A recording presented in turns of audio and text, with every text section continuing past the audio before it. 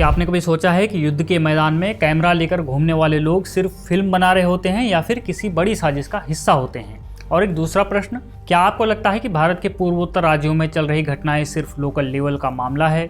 अगर आपको ऐसा लगता है तो इस वीडियो को आखिर तक देखिए ताकि आपको पता चल सके कि विदेशी एजेंसीज भारत में आंतरिक असंतोष भड़काने के लिए कैसे काम करती हैं और ये फंडिंग किस तरह से होती है। रूसी इंटेलिजेंस से मिली खुफिया जानकारी के बाद भारत की NIA ने एक ऐसी गिरफ्तारी की है जिसने वॉशिंगटन से लेकर लंदन तक हड़कंप मचा दिया है। एक सो कॉल्ड अमेरिकी फिल्म मेकर और 6 यूक्रेनी नागरिक भारत के एयरपोर्ट्स पर पकड़े गए। इन पर म्यांमार के विद्रोहियों को ड्रोन सप्लाई करना और भारत की सीमा पर अस्थिरता फैलाने जैसे गंभीर आरोप लगे हैं, लेकिन कहानी इससे कहीं ज़्यादा गहरी है। आज हम बेनकाब करेंगे उस भयानक अमेरिकी संगठन के खेल को जिसे दुनिया बेलिंगकैट के नाम से जानती है। तो बात शुरू होती है 13 मार्च 2026 से। NIA ने दिल्ली, कोलकाता और लखनऊ में एक बड़ा ऑपरेशन चलाया। इसमें गिरफ्तार हुआ अमेरिकी नागरिक मैथ्यू वेंडाइक। वेंडाइक खुद को फ्रीडम फाइटर और फिल्म मेकर कहता है, लेकिन उसके तार जुड़ते हैं यूक्रेन, लीबिया और सीरिया के युद्धों से। इस बार वो भारत के मिजोरम बॉर्डर का इस्तेमाल कर म्यांमार में घुसपैठ कर रहा था।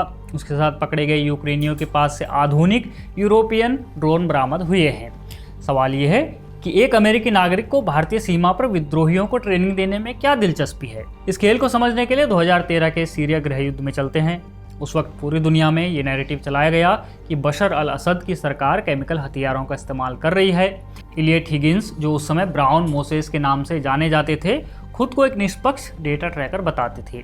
इलियट हिगिंस, जो बेलिंगकैट संगठन का फाउंडर है और दुनिया भर में ये खुद को निष्पक्ष पत्रकारिता के रूप में पेश करते हैं। क्रिप्टोम, विकीलीक्स और रूसी विदेश मंत्रालय की ईमेल खुलासों ने यह साबित कर दिया है कि ये कितने निष्पक्ष हैं। वेंडाइक, जो अपनी company Sons of Liberty International के जरिए सीरियाई विद्रोहियों के साथ काम कर रहा था, उसने सीधे हिगिंस को बताया था कि केमिकल हथियार केवल असद के पास नहीं बल्कि विद्रोहियों के पास भी हैं। लेकिन हिगिंस ने क्या किया? उन्होंने इस खबर को कफन में लपेटकर दफन कर दिया। विद्रोहियों के रासायनिक हथियारों की जांच करने के बजाय बेलिंगकैट ने केवल असद सरकार पर आरोप लगाए ताकि अमेरिका और ब्रिटेन को वहां हमला करने का बहाना मिल सके।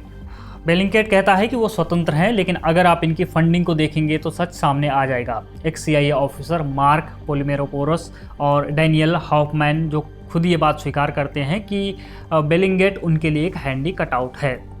अब बेलिंगकैट को पैसा कहाँ से मिलता है ये जानते हैं। जिंक नेटवर्क, जो अमेरिकी और ब्रिटिश सरकार के लिए इंफॉर्मेशन वॉरफेयर चलाती है। केमोनिक्स, अमेरिकी सरकार द्वारा समर्थित जासूसी और अस्थिरता पैदा करने वाली संस्था। एडम स्मिथ इंटरनेशनल, जिसे संदिग्ध विदेशी अभियानों के लिए ब्रिटिश सरकार से करोड़ों मिलते हैं। इनके अलावा NED यानी नेशनल इंडोमेंट फॉर डेमोक्रेसी, जिसे अक्सर CIA का सॉफ्ट फेस कहा जाता है, और जॉर्ज सोरोस का ओपन सोसाइटी फाउंडेशन, इन सभी ने बेलिंगकैट को फंडिंग की है। और इतना ही नहीं, पूर्व CIA अधिकारियों ने खुद माना है कि वे बेलिंगकैट के काम को पसंद करते हैं। अब करें भी क्यों ना, जो काम जासूसी एजेंसियां सीधे तौर पर नहीं कर पाती, वो ये स्वतंत्र पत्रकार ओपन सोर्स डेटा के नाम पर कर देते हैं। भारत के लिए मामला अलार्म की घंटी है। वेंडाइक और उसके साथियों का भारत के नॉर्थ ईस्ट में सक्रिय होना ये दिखाता है कि विदेशी एजेंसियां भारत की स्थिरता के साथ खिलवाड़ करने की कोशिश कर रही हैं। म्यांमार के विद्रोहियों को ट्रेनिंग देकर वे भारत के संवेदनशील इलाकों में हिंसा भड़का सकते हैं। यह सीधा प्रॉक्सी वॉर का एक तरीका है। मैथ्यू वेंडाइक की गिरफ्तारी ने उस पर्दे को हटा दिया है जहां पत्रकारिता के वेश में जासूस और फिल्म निर्माता के वेश में भाड़े के सैनिक काम कर रहे हैं। 2013 का वो लीक आज भी इस पूरी साजिश का सबसे बड़ा सबूत है। इलियट हिगिंस और वेंडाइक एक ही सिक्के के दो पहलू हैं। एक जमीन पर युद्ध लड़ता है तो दूसरा खबरों के जरिए उस युद्ध को जायज ठहराता है। लेकिन भारत ने अब साफ कर दिया है कि वह विदेशी एजेंटों के लिए खेल का मैदान नहीं बनेगा।